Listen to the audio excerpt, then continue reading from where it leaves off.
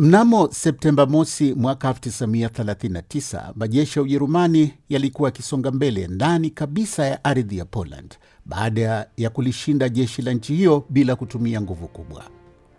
Miaka 20 tu nyuma, mababu zao pia walikuwa safarini, lakini vichwa chini, wakirejea kwenye ardhi ya nyumbani kama jeshi lililoshindwa.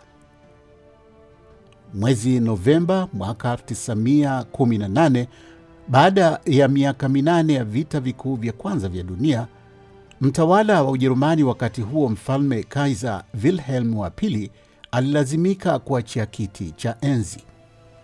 Majeshi yake yalikuwa yamepata kipigo kikali kutoka kwa Uingereza, Ufaransa na Marekani. Raia wake walikuwa katikati ya baa kubwa la njaa kutokana na vita, lakini mitaani tayari uvumi ulikuwa umeanza kuenea. Majenerali na wanajeshi wa Kijerumani walidai kwamba hawakushindwa kwenye uwanja wa vita, bali walisalitiwa na wanasiasa wao waoga na wasio wazalendo. Licha ya madai hayo, lakini saa 11 asubuhi tarehe 11 mwezi wa 11 mwaka 1918, vita vikuu vya kwanza vya dunia vilifikia mwisho baada ya Ujerumani kusaini hati ya kusalimu amri na kushindwa vita. Mwezi uliofuata wa Desemba, Rais Woodrow Wilson wa Marekani aliitembelea Ulaya akiahidi kuunda mfumo mpya wa kuongoza dunia. Aliwashawishi viongozi wa ulimwengu kujiunga na shirikisho jipya la mataifa, the League of Nations. Chini ya mkataba wa Versailles, walikubaliana kwamba kuanzia wakati huo, migogoro kati ya nchi duniani itatatuliwa sio kwa vita, bali kwa mazungumzo ndani ya jukwaa hilo jipya. Amani ikarejea tena barani Ulaya. Mshirika mkuu wa Ujerumani wakati wa vita, dola la Austria-Hungary, lilivunjwa na kugawanywa vipande. Nchi mpya ziliundwa: Austria, Poland, Hungary, Czechoslovakia, Yugoslavia, Latvia, Lithuania na Estonia. Ujerumani yenyewe ikapunguzwa sana ukubwa kwa kupokonywa sehemu ya ardhi yake kama sehemu ya fidia baada ya vita.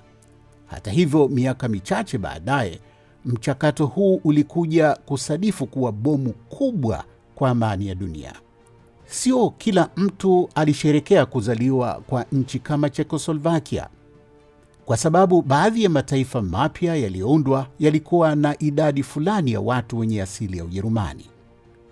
Hilo lilimaanisha siku moja tamaa ya kutaka kuwaunganisha tena watu wa Ujerumani ingeisumbua Ulaya. Wajerumani walishuhudia pia msumari mwingine wa fedheha ukipigwa juu ya utosi wa taifa lao. Walilazimishwa chini ya makubaliano ya Versailles kulipa fidia kubwa ya vita vya pauni bilioni 6.6 kwa Ufaransa na Uingereza, kitu ambacho hawakuweza kumudu.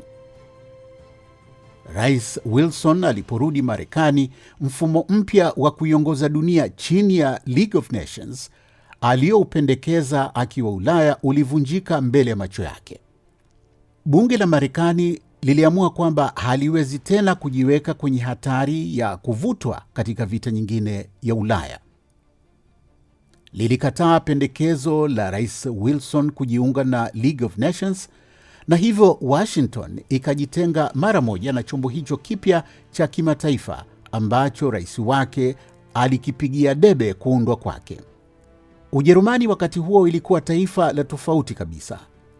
Ni kweli ilisalia bado kuwa nchi kubwa zaidi barani Ulaya, lakini utawala wake wa kifalme ulikuwa umesambaratika na ikachagua mfumo wa kidemokrasia.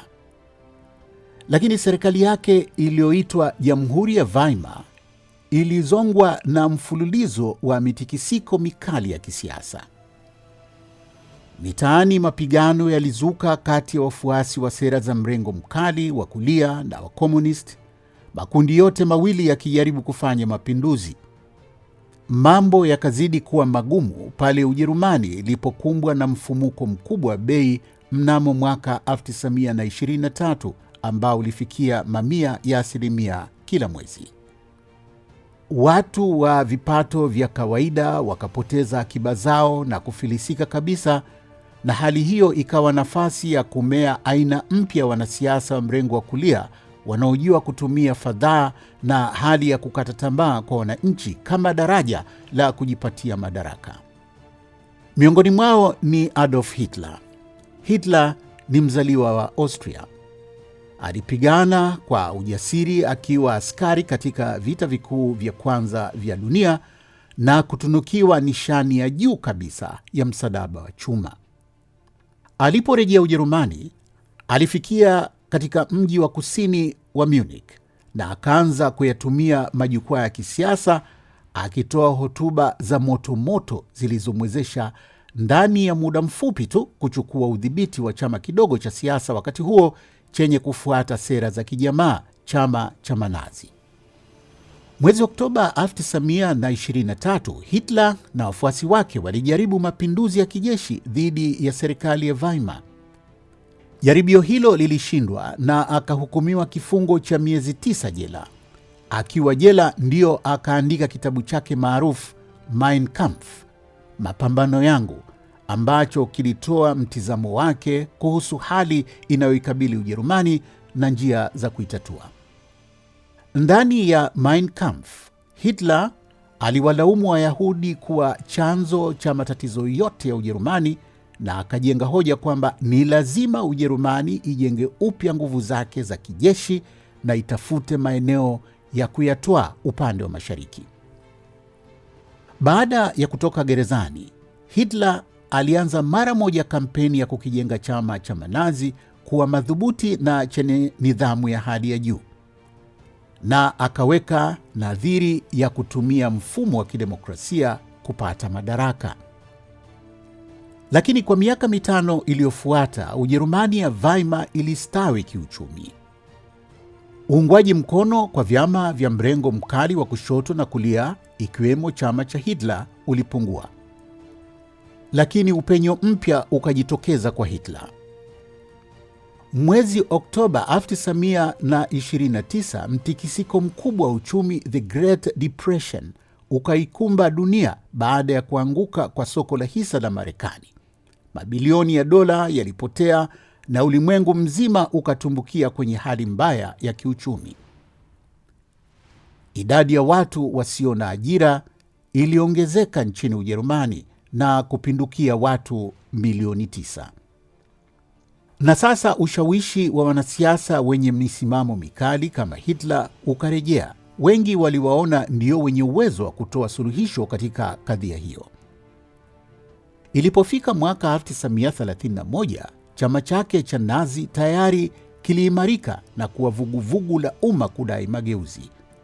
Aliunda pia genge lililojulikana kama walinzi wa chama, ambao walifanya kazi ya kuwatisha wanasiasa wengine wa upinzani, kuvuruga mikutano yao na kutoa ulinzi kwa mikutano ya chama cha Nazi. Inakadiriwa wakati huo idadi yao ilifikia vijana milioni 3 kote Ujerumani. Mwaka 1932, uchaguzi mkuu ulipofanyika, chama cha Nazi kiliibuka kidedea na kupata viti vingi kuliko vyama vingine katika bunge la Ujerumani, Reichstag. Lakini idadi ya viti hivyo havikuwawezesha Manazi kuunda serikali, na Hitler alikataa kuunda serikali ya mseto na vyama vingine, hali iliyoliacha bunge kwenye mtatiziko. Ili kutatua mkwamo uliopo, Paul von Hindenburg aliamua kumteua Hitler kuwa kansela, yaani mkuu wa serikali, mnamo Januari mwaka 1933. Ndani ya mwezi mmoja tu baada ya kuapishwa, jengo la bunge la taifa mjini Berlin likachomwa moto. Hitler aliwashutumu wa komunisti kuhusika na mkasa huo na akashinikiza aongezewe nguvu za madaraka kushughulikia kile alichokitaja kuwa hali ya dharura, na mara moja akazitumia kuvipiga marufuku vyama vingine vyote vya siasa. Mwaka 1.5 baadaye, mnamo Agosti 1934, Rais Hindenburg alifariki dunia na haraka sana Hitler alijitangaza kuwa rais wa Ujerumani. Na sasa alikuwa kiongozi wa pekee mwenye nguvu na mamlaka ya mwisho ya maamuzi, akijiita Der Führer, yaani kiongozi. Mnamo siku za mwanzo za utawala wake kamili, kulikuwa na dalili chache sana kwa kile kitakachokuja kutokea baadaye. Na miaka mitatu iliyofuata, Hitler alijikita katika kujenga upya uchumi wa Ujerumani. Alitumia mamilioni ya dola katika miradi mikubwa ya umma, ikiwa ni pamoja na mtandao mpana wa barabara wenye urefu wa kilomita 5,000. Miradi hiyo ilisaidia kutoa ajira kwa wingi na kupunguza idadi ya watu wasio na kazi. Lakini kwa siri, Hitler alikuwa pia akitumia pesa nyingi sana kuliunda upya jeshi la Ujerumani. Chini ya mkataba wa Versailles, jeshi la Ujerumani lilikuwa limepunguzwa sana hadi ukomo wa wanajeshi 100,000 pekee. Ujerumani ilizuiwa pia kuwa na jeshi la anga, vifaru au nyambizi. Hitler alipuuza masharti ya mkataba huo na akaongeza idadi ya askari kufikia 300,000, na mwaka 1935 Hitler akaionyesha dunia kile alichokuwa anakisuka kwa siri. Akazindua jeshi jipya kabisa la anga maarufu Luftwaffe. Lilikuwa na ndege 2,500 ambazo ni nyingi zaidi kuliko Uingereza au Ufaransa kwa pamoja.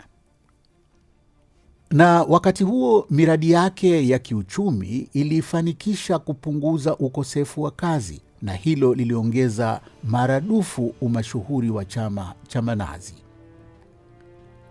Na sasa Hitler alikuwa tayari kuistaajabisha dunia. Hatua yake ya kwanza aliipiga mwaka 1935 pale alipoliamuru jeshi lake kuichukua sehemu iitwayo Saarland iliyo kwenye mpaka na Ufaransa, baada ya wakazi wake kupiga kura ya maoni ya kutaka kurejea chini ya himaya ya Ujerumani. Mwaka mmoja baadaye alituma wanajeshi wa Kijerumani kwenye mkoa wa Rhineland nchini Ujerumani, eneo ambalo chini ya mkataba wa Versailles iliamuliwa lisiwe na shughuli zozote za kijeshi.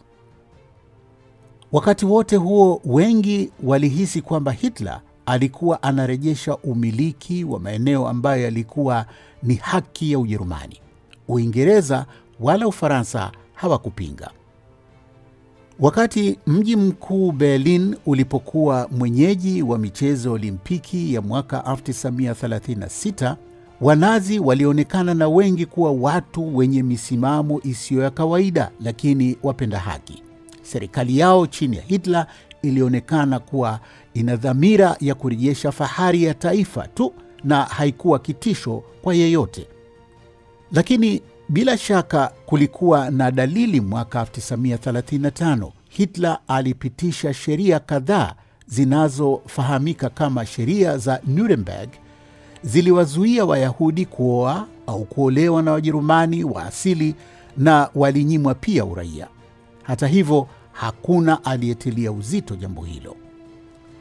Na hata vitisho vya kwanza kwa amani ya dunia vilipokuja, havikutoka kwa Hitler kabisa, bali mahali pengine, Japan.